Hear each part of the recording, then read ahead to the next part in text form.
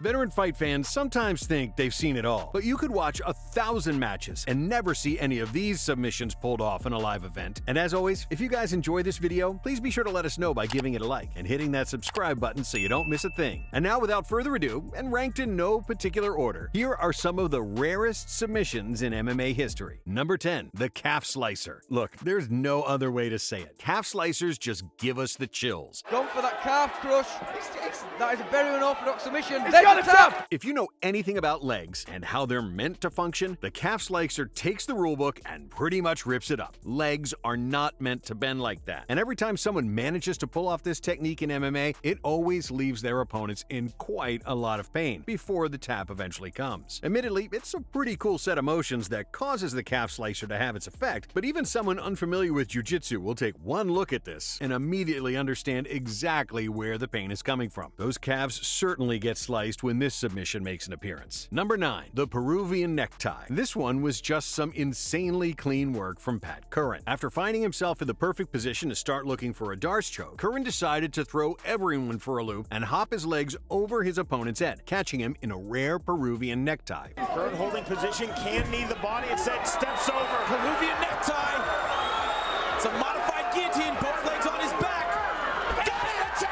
It was an excellent display of grappling from Curran, and a technique that we surprisingly don't see used more often in MMA. It's a great submission with an awesome setup and a pretty badass name. So what's not to love? Number 8, the Von Flue choke. On the long list of very sneaky and hard to spot submissions, the Von Flue choke is one that really could cause some confusion if you don't know what you're looking for. It's like a Von Flue choke where he's kind of like, it's possible he's tapped out, Boku's tapped. I don't think the referee's seen it. The move is used as a direct counter to an opponent's guillotine choke and involves using the shoulder pressure provided by your adversary's ill-advised submission attempt as a means of locking them into a choke that they can't escape from. It's a rare move in MMA, but it's a sign of a good commentator or official when they see a potential Von Flue choke playing out. And this particular instance of the Von Flue choke is so sneaky, in fact, that the referee actually needed to be told that the fight was over. I can't see from this position here if he can pull the right arm out at all. Now George has his head free. No, he's not. No, he's not. No, he's not. He's out! And if this fight's victor wasn't such a good guy, this could have gotten very, very ugly. Just a great level of composure and awareness from Chad George. Number 7, the Twister. You knew it would make an appearance eventually. The Twister is one of the rarest submissions in MMA, period. He's got the Twister! He's got it! He's got a cut in the head! He might have it! He has to execute! He's got it! He's got the Twister! He needs to go to DEFCON 4! He has to go!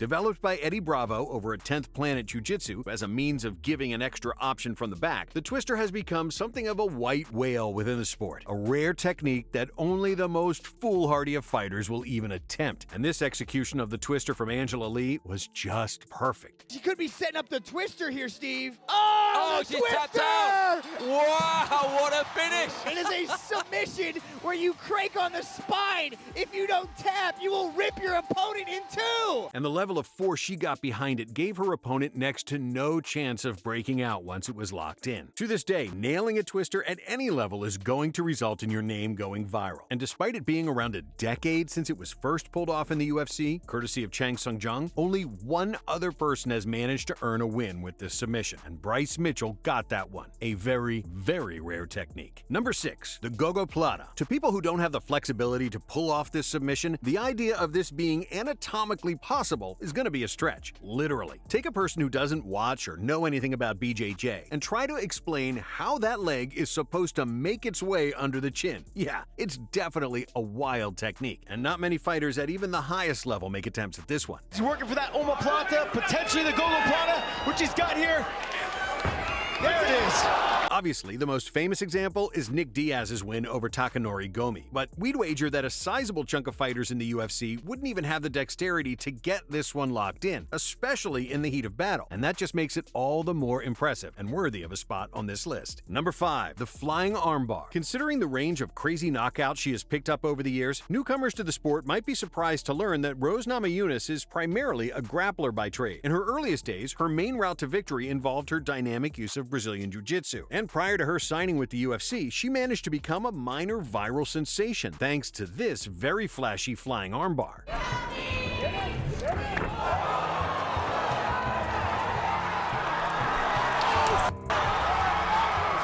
And it's one hell of a technique that not many fighters will have the athleticism to pull off. It was because of the attention she earned with this win that Thug Rose eventually earned her spot in the Ultimate Fighter house, and eventually went on to fight for the inaugural strawweight title. And while she would come up short in the final to Carla Esparza, over the years that followed, she would eventually grow into one of the all-time greats of women's MMA. Number 4. The omoplata. Few submissions look quite as painful as the omoplata, and this entry is quite a good example of how you can really use one to fight for the tap. We've already touched on the twister, which is as painful looking as it gets. But while we do see omoplatas used often in transition or in not overly threatening situations at the highest level of MMA, to see one synced up and followed through for the tap is a pretty neat occurrence.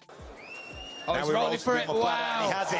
Oh, my goodness. This is time. He's got it. He's got it. Lewis Glissman with the omoplata finish. This is one of those submissions that you show to someone who knows next to nothing about BJJ, just to give them a sense of how dense and technical things can get when it comes to causing your opponent's pain. Number 3. The reverse triangle choke. Jorge Masvidal recently left his gloves in that Miami octagon at UFC 287, walking away from the sport after an incredibly long and successful career. And while he has many highlights in his catalog, getting reverse triangle by Toby Imada is probably a moment he'd rather forget. Masvidal now in on a single leg. Oh, this is going to be interesting. How does this end? They don't teach you any moves from this position, let me tell you. You see Imada locking in on Masvidal's neck there with his leg. Yeah, Imada's backwards on an upside-down triangle. Oh, Masvidal's unconscious! You gotta give credit to Imada though. This was one hell of a maneuver. Even if you know absolutely nothing about grappling, it's pretty clear how this submission works. Seeing Jorge get choked out like that with this specific move, yeah, it's one hell of a visual. What do you think about, having to see yourself in that highlight over and over and over again? For me, it sucks, but he deserves all the love and credit he got because I was putting a on him and he pulled it out of his butt, so I can't hate on it. And this would be the last time Gamebred would get finished until 11 years later when Kamaru Usman knocked him out cold. Look, we're not trying to say that Masvidal has some real style when it comes to getting stopped, but it definitely takes something special to get him out of there. Number 2, the flying triangle choke. Love him or hate him, Paddy Pimblett certainly knows his way around a solid grappling exchange. And in this very early clip from his pre-UFC days as a Cage Warriors prospect, Paddy earned himself his first viral moment when he vaulted himself into this audacious flying triangle choke. Didn't quite have the full extension to drive it, and there's the flying triangle! Pimblett with the flying triangle! He's got Savinas locked up! Pimblett switching for the arm here! It's a big squeeze from Paddy the Belly! He's got the angle, he's got the extension! Oh, there's a submission! Flying submissions in general are pretty rare, and against most high-level opponents, they're a little too risky to ever pull off. But on the regional circuit, when you have the athleticism and BJJ game of a Paddy Pimblett or Thug Rose, why not line your highlight reel with an early display of flashy submission skills? Well, that's what Paddy Pimblett did, and it certainly put his name on a lot of people's radars. Number 1, the scissor choke. And finally, we come to one more incredibly rare piece of BJJ wizardry. This Kim Couture and Sheila Bird matchup was a total farce when it came to the referee's performance. Use those legs to choke, as Kim is not in a good spot right now. Yeah, she landed some good punches before going back, and now it's... And that is it. She is out. How he didn't manage to see that Couture was out cold is beyond us. But either way, using a choke like this is a pretty unorthodox technique, although the nature of this particular finish really does overshadow what should have been a memorable moment. We've seen this technique used on very rare occasions in the past, but as far as we can tell, it is yet to be fully executed in the UFC, a rare move that really can produce some confusion in your opponent, and in this case, the officiating referee. As always, if you guys enjoyed the video, please be sure to let me know by leaving a like and subscribing to our channel. Apart from that, thanks so much for watching, and we'll see you on the next one.